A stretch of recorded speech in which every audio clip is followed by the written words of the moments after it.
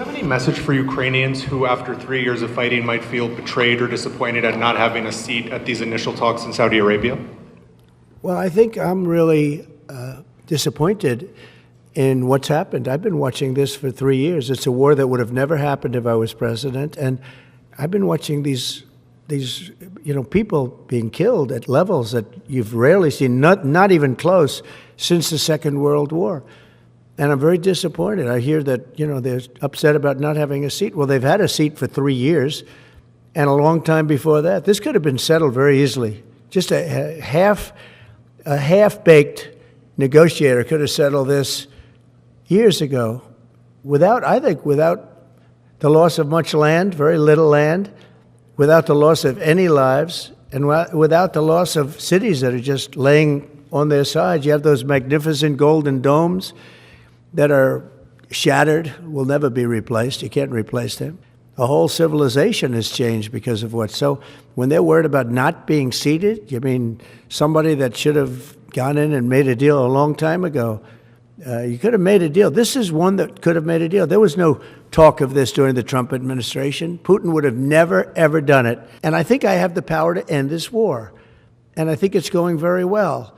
But today I heard, we weren't invited. Well, you've been there for 3 years. You should have ended it 3 years. You should have never started it. You could have made a deal.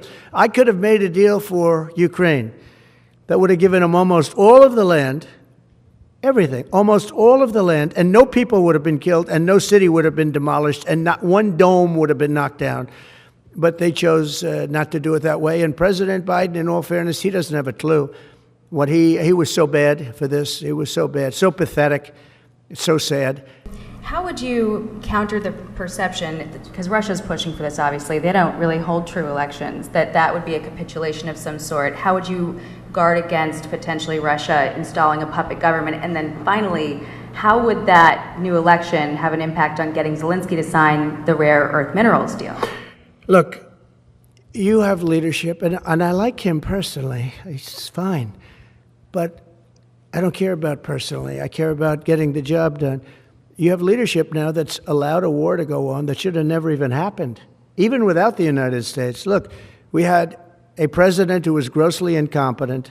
He had no idea what he was doing. He said some very stupid things, like going in for portions and all of the things. He made a lot of bad statements, but he's grossly incompetent, and I think everyone knew that. This is something that should have never happened, would have never happened. And I used to discuss it with Putin.